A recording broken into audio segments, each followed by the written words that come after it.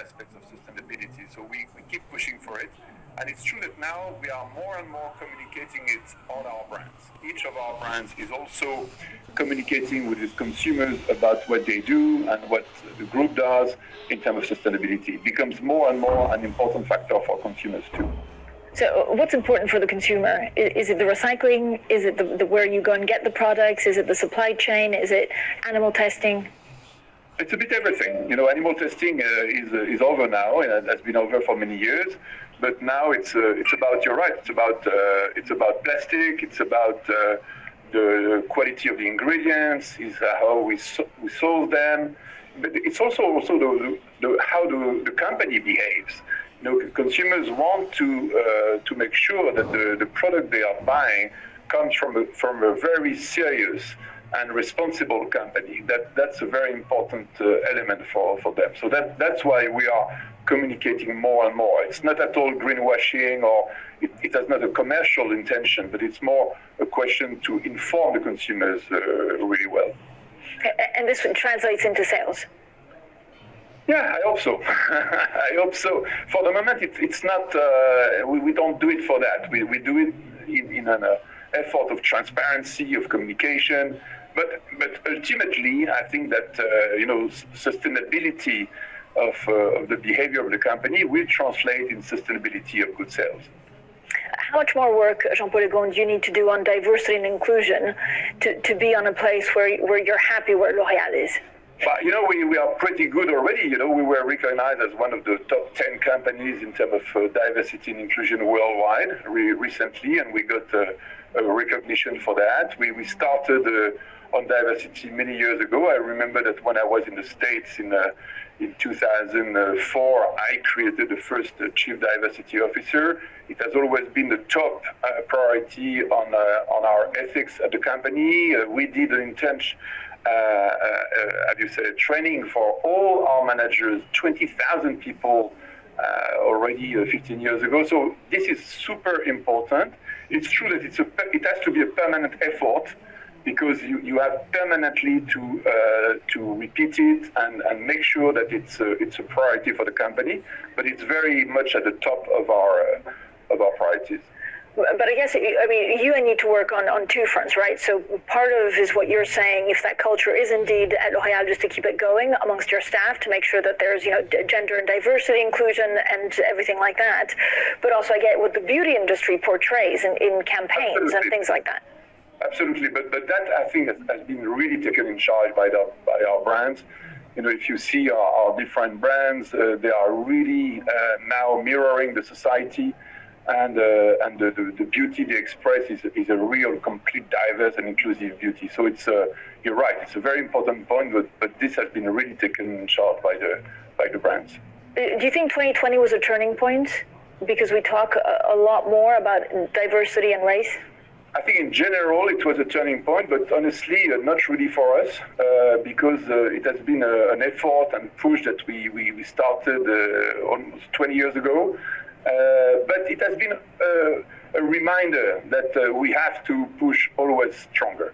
I think it was, in a way, it was a positive reminder that you never do enough. So I think it's good. Yeah, L'Oréal is so big, and you have so many, brands, and all over the world. How difficult is it to get a very firm handle on the supply chain, a very firm handle on, diversity and inclusion efforts? Oh no, it's very simple. It's very simple because even if we have many brands, the backstage is common. It's the same factory, it's the same team, it's the operation team, the sourcing team. We have one sourcing team for all brands of the company. So when they have clear instruction and clear directions, they apply them very strictly for any brand that is part of the portfolio. It can be a very big brand or a small one.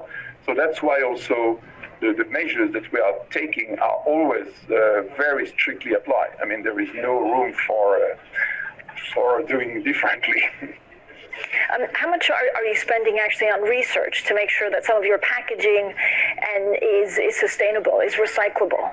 Oh, we do a lot, and we try our best. And for example, also we are doing partnerships with with companies, because of course we are more a beauty manufacturers. We are not a plastic manufacturer. So for us, packagings are things that we buy. So, but we help our suppliers to develop new technologies. For example, we helped recently a small French company based in Lyon called Carbios, who invented a completely revolutionary way to dissolve plastic, enzymatic system that makes plastic disappear so that you can completely recycle it. So that's the way to participate, in the ecosystem to the change of packaging in general. Monsieur Agon, thank you so much for your time. Thank you, Francine.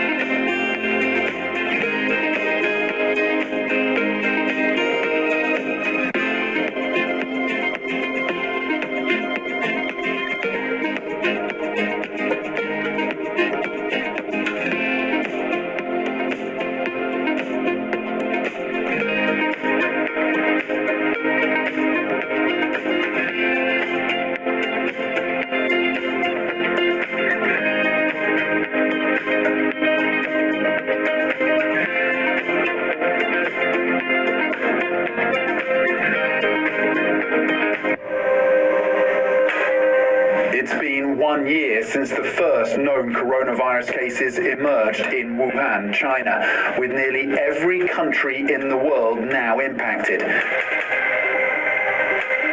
Tens of millions have been infected. More than 1.5 million have died. There are still many unanswered questions. Where did it start? How did it cross from animals to humans? And when will it all end?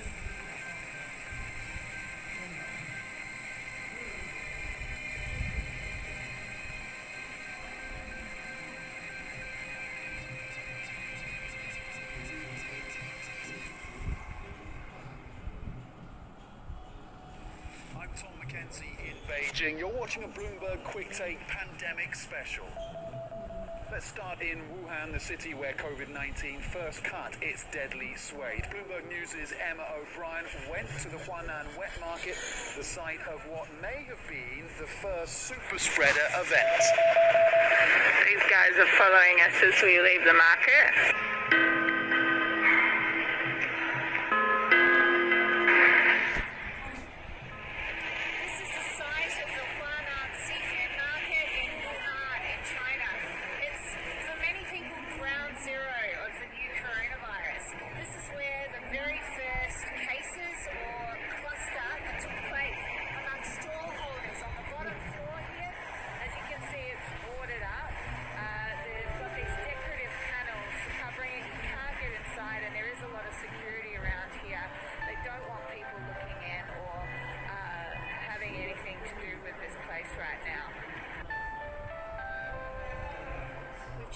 The Huanan seafood market, or the site of what was the seafood market.